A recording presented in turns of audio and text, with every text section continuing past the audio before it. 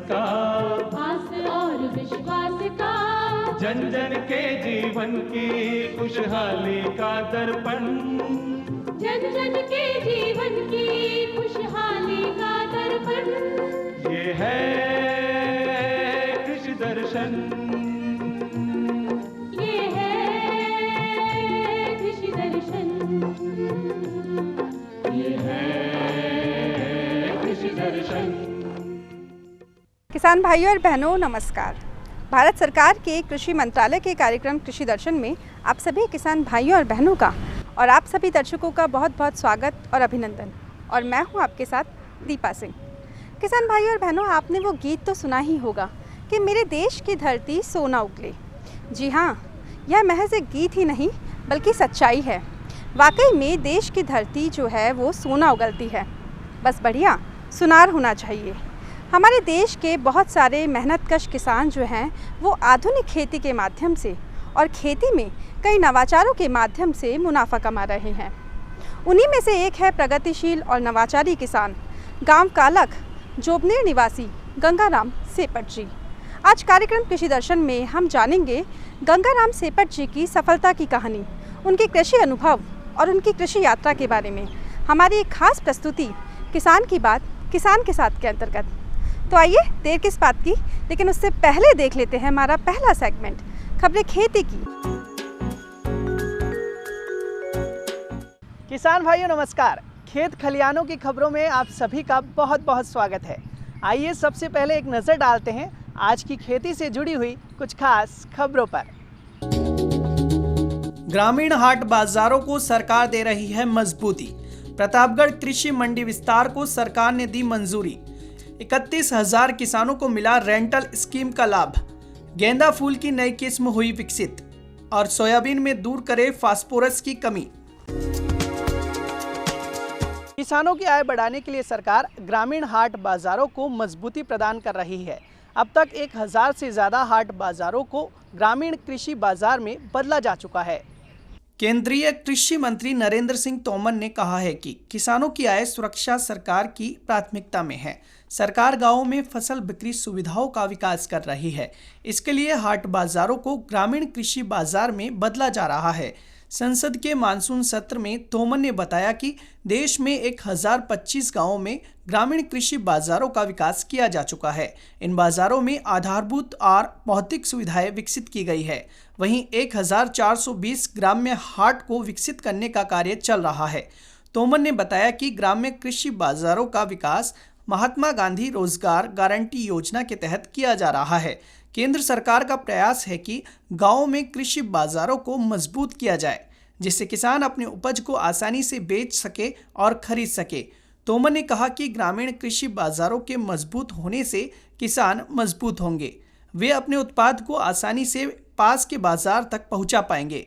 उल्लेखनीय है कि केंद्र सरकार ने 2018-19 के बजट में 22,000 ग्रामीण हाट बाजारों को विकसित करने का ऐलान किया था। इसके लिए 2,000 करोड़ रुपए के कार्पस के साथ कृषि मंडी अवसंरचना कोष की स्थापना करने की घोषणा भी की थी। मुख्यमंत्री अशोक गहलोत ने प्रतापगढ़ कृषि उपज मंडी परिसर के विस्तार को मंजूरी प्रदान की है। इसके लिए 2.11 हेक्टेयर भूमि को आवंटित किया जाएगा। जिनसों की आवक के लिहाज से प्रतापगढ़ कृषि मंडी प्रांगण छोटा पड़ने लगा है। इस मंडी में सोयाबीन, लहसुन, अजवाइन सहित रबी खरीफ मौसम की फसलों की अच्छी आवक होती है। इससे जिले का कृषि कारोबार भी काफ़ी मजबूत है। प्रतापगढ़ मंडी को सरकार ने उदयपुर संभाग की सबसे बड़ी मंडी का दर्जा दिया हुआ है। कृषि कारोबार के लिहाज से भी इस मंडी को कृषि विपणन विभाग ने ए श्रेणी प्रदान की हुई है। किसानों की सुविधाओं के लिए मुख्यमंत्री अशोक गहलोत ने मंडी परिसर विस्तार कार्य को मंजूरी प्रदान की है। परिसर विस्तार के लिए 2.11 हेक्टेयर भूमि का आवंटन किया जाएगा। सरकार ने भूमि आवंटन प्रस्ताव के साथ अधिसूचना भी प्रकाशित कर दी है। प्रस्ताव के अनुसार मंडी प्रांगण के विस्तार के लिए 5 भूखंडों की आवंटन की जाएगी। संभावित मुआवजे के लिए सरकार ने 5.42 करोड़ राशि का भी अनुमोदन किया है। मुख्यमंत्री अशोक गहलोत के इस निर्णय से कृषि मंडी में फसलों की खरीद बेचान के लिए आधारभूत ढांचे का विस्तार हो सकेगा। वहीं किसानों और व्यापारियों को मंडी प्रांगण में अधिक सुविधाएं उपलब्ध हो सकेगी। विभाग की फ्री रेंटल स्कीम का लाभ प्रदेश के 31,000 से ज़्यादा किसानों को मिल चुका है। कोविड-19 के संक्रमण को देखते हुए विभाग ने यह योजना शुरू की थी। कोविड-19 के संक्रमण की कहानी किसी से छिपी नहीं है। इससे कृषि और किसान भी अछूते नहीं रहे हैं। संक्रमण काल में छोटे किसानों पर ज़्यादा आर्थिक भार नहीं पड़े। इसके लिए राज्य सरकार ने फ्री रेंटल स्कीम योजना लागू की थी। 31 जुलाई तक इस योजना का लाभ प्रदेश के 31,000 किसानों को मिला है। कृषि मंत्री लालचंद कटारिया ने बताया कि यह योजना 2.5 एकड़ से कम जोत वाले किसानों के लिए कृषि विभाग ने शुरू की थी। 1 जून से शुरू हुई इस योजना से प्रदेश के 31,000 किसान लाभान्वित हुए हैं। योजना के तहत मांग के अनुसार ट्रैक्टर सहित दूसरे कृषि यंत्र किसानों को निःशुल्क मुहैया करवाए गए। योजना अवधि के दौरान 54,782 एकड़ जमीन पर 88,092 घंटे कार्य किया गया। इस स्कीम के तहत जयपुर जिले में सर्वाधिक 3,680 किसानों को लाभ मिला। इसी प्रकार सीकर के 3,592, अलवर के 2,755, झुंझुनू के 2,687, नागौर के 2,406, टोंक के 1,711, करौली के 1,672, जोधपुर के 1,638, अजमेर के 1,413, बारा के 1,217 और भरतपुर के 1,152 काश्तकारों सहित राज्य के सभी जिलों के किसानों ने इस योजना का लाभ लिया। भारतीय बागवानी अनुसंधान संस्थान बेंगलुरु के कृषि वैज्ञानिकों ने गेंदा फूल की नई किस्म विकसित की है। इस नई किस्म को अर्का शुभा नाम दिया गया है। भारतीय बागवानी अनुसंधान संस्थान बेंगलुरु के कृषि वैज्ञानिकों ने गेंदा फूल की नई किस्म तैयार की है। वैज्ञानिकों ने नवविकसित किस्म को अर्का शुभा नाम दिया है। संस्थान की प्रधान वैज्ञानिक डॉक्टर तेजस्विनी पी ने बताया कि अर्का शुभा किस्म में कैरोटीन की मात्रा 2.8% है, जबकि दूसरी गेंदा किस्मों में कैरोटीन की मात्रा 1.4% तक है। इसके चलते फूल खराब होने के बाद भी बेकार नहीं होते हैं। अर्का शुभा किस्म का उपयोग पोल्ट्री क्षेत्र में किया जा सकता है। इसकी पंखुड़ियों का इस्तेमाल मुर्गी के चारे के रूप में किया जा सकता है ताकि गुणवत्तापूर्ण जर्दी प्राप्त की जा सके। उल्लेखनीय है कि कैरोटीन मुख्य रूप से फार्मास्यूटिकल क्षेत्र में उपयोग किया जाता है, इसलिए इसकी मांग हमेशा बनी रहती है। किसान भाइयों, सोयाबीन की अच्छी पैदावार के लिए पोषक तत्वों की पूर्ति करना जरूरी होता है, नहीं तो दाने की गुणवत्ता के साथ पौध का स्वास्थ्य भी खराब होता है। किसी भी फसल को अच्छी बढ़वार और दाने की गुणवत्ता के लिए मुख्य रूप से 16 पोषक तत्वों की आवश्यकता होती है। इनमें से एक है फास्फोरस। इस पोषक तत्व की कमी से पौधे से जड़ क्षेत्र का विकास रुक जाता है, फसल देर से पकती है। किसान भाई, इस पोषक तत्व की कमी का पता फसल की पुरानी पत्तियों के हल्के नीले रंग की हो जाने, पत्तियों पर भूरे रंग के धब्बे बन जाने और धब्बों के चारों ओर पीले रंग का घेरा बन जाने आदि लक्षणों से लगा सकते हैं। इस पोषक तत्व की कमी को सोयाबीन की फसल में single sulphur phosphate, DAP, mono ammonium sulphate, rock phosphate, NP और NPK, PSP, जैव उर्वरक, कार्बनिक खादें आदि का संतुलित मात्रा में उपयोग करके दूर किया जा सकता है। जब कोई व्यक्ति मेहनत करता है तो वह चाहता है कि उसे उसका उचित परिणाम भी मिले। उसी तरह से हमारे किसान भाई भी खेतों में दिन रात मेहनत करते हैं, तो वो भी चाहते हैं उन्हें भी अपनी फसलों के उचित दाम मिले। आइए देखते हैं प्रदेश की प्रमुख मंडियों में प्रमुख जिन्सों के बाजार भाव।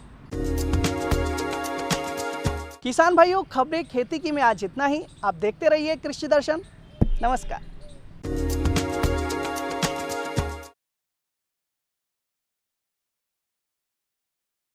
किसान भाइयों और बहनों, ब्रेक के बाद आप सभी का बहुत बहुत स्वागत है और आप देख रहे हैं कार्यक्रम कृषि दर्शन।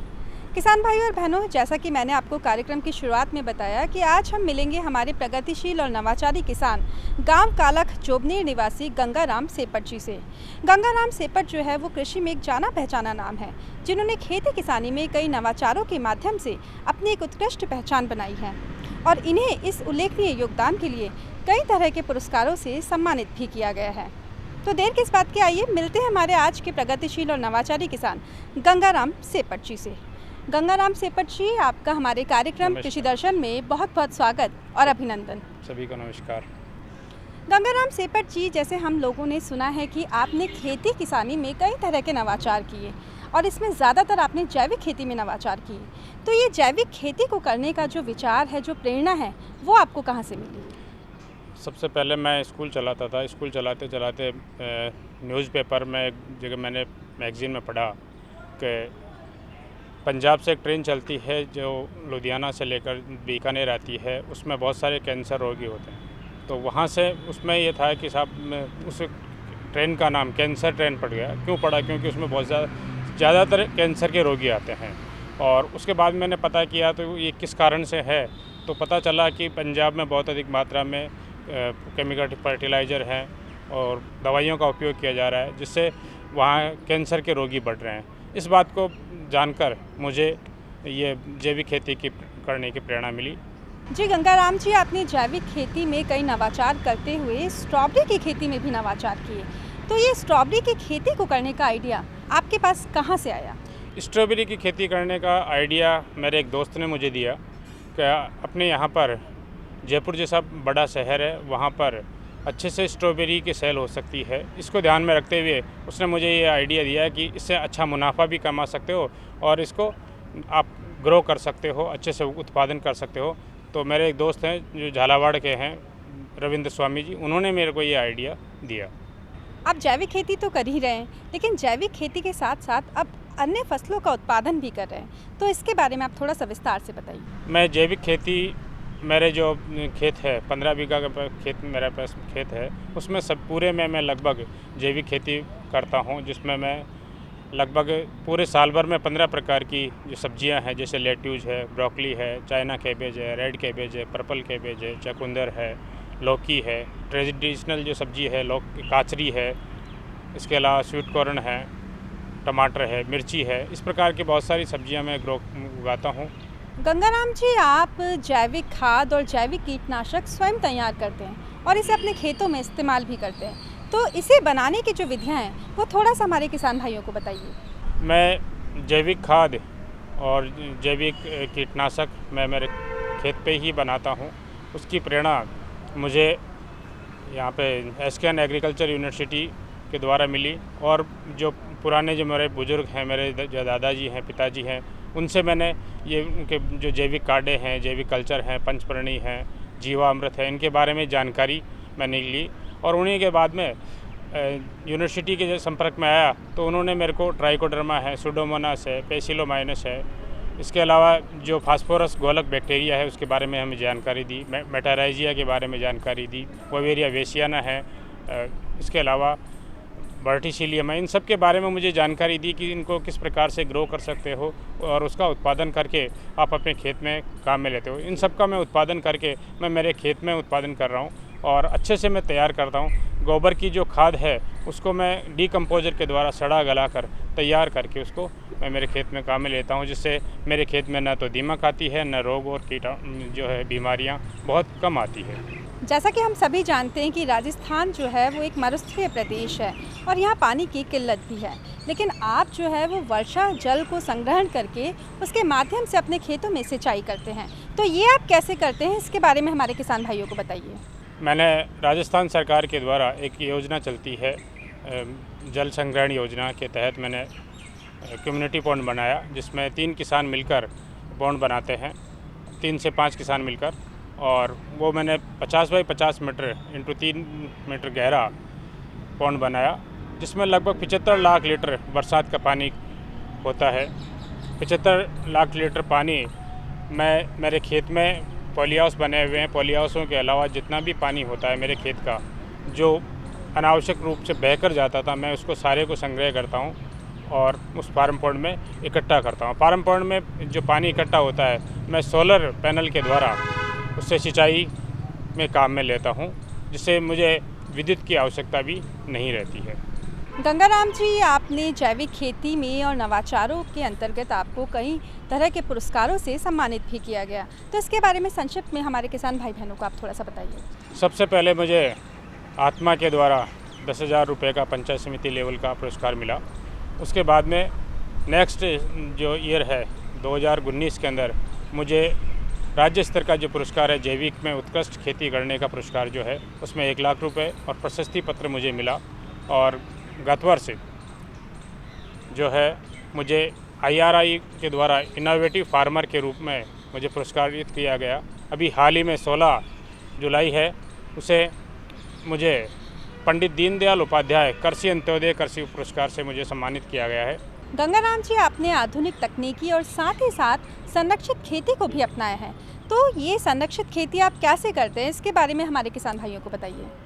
आधुनिक खेती और संरक्षित खेती एक मिला जुला रूप है जिसमें नई तकनीकी के द्वारा हमें खेती करनी होती है। पहले हमारे पूर्वज जो है क्यारी के द्वारा खेती करते थे। आज जो पानी की काफ़ी किल्लत है, पानी की समस्या को देखते हुए हमें बूंद बूंद सिंचाई के द्वारा उसमें खेती करनी चाहिए। साथ ही पॉली हाउस है लगाकर, शेडनेट हाउस लगाकर संरक्षित खेती भी हम कर सकते हैं। उससे हमें पूरा जो है लगभग 100 बीघा का जो पहले प्रोडक्शन होता था वो हम लगभग 1-1.5 बीघा में प्रोडक्शन निकालते हैं और उससे अच्छा मुनाफा कमा सकते हैं। तो मैं तो सभी किसान भाइयों से ये निवेदन करना चाहूँगा कि आप वर्षा जल का जो संग्रह करके बूंद बूंद सिंचाई के द्वारा अपने खेत में काम में लें। और जो आप फुहारे के द्वारा या क्यारी के द्वारा आप जो खेती करते हैं उसमें अगर आपको 15 बीघा में खेती हो रही है तो बूंद बूंद सिंचाई के द्वारा आप 60 बीघा में आसानी से खेती कर सकते हैं। जी गंगाराम जी, आपने बहुत सारी बातें हमें बताई। अब जाते जाते आप हमारे मेहनतकश किसान भाई बहनों को और ख़ासकर हमारे युवा किसानों को क्या संदेश देना चाहेंगे?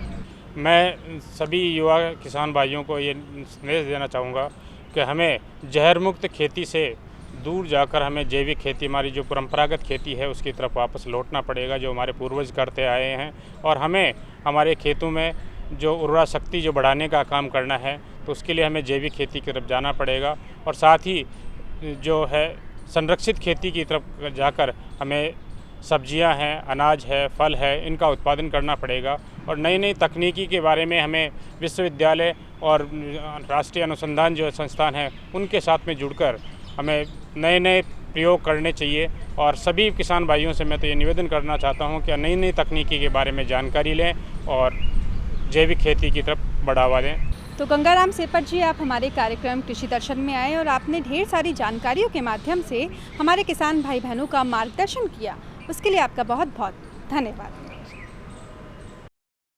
तो किसान भाइयों और बहनों, कई बार लोग कहते हैं कि जैविक खेती जो है वो घाटे का सौदा है, लेकिन हमारे मेहनती और नवाचारी किसान गंगाराम सेपट ने इस घाटे के सौदे को मुनाफे के सौदे में तब्दील कर दिया। हमें उम्मीद है कि आप भी इनसे प्रेरणा लेंगे और आगे बढ़ेंगे और साथ ही साथ जैविक खेती को भी अपनाएंगे। आपको हमारा आज का ये कार्यक्रम कैसा लगा, आप हमें पत्रों के माध्यम से बता सकते हैं। और पत्र लिखने के लिए हमारा पता है कार्यक्रम कृषि दर्शन, DD राजस्थान, दूरदर्शन केंद्र जयपुर। और किसान भाई और बहनों, आप अपने सुझाव हमें ईमेल भी कर सकते हैं। हमारा ईमेल ID है krishidarshanjaipur@gmail.com। और हमेशा की तरह हमें रहेगा आपके पत्रों और आपके ईमेल्स का इंतज़ार। तो आज कार्यक्रम में फ़िलहाल के लिए बस इतना ही। लेती हूँ आपसे आज्ञा। फिर हाजिर होंगे कार्यक्रम कृषि दर्शन में खेती, किसानी और पशुपालन के एक नए विषय के साथ। तब तक के लिए नमस्कार।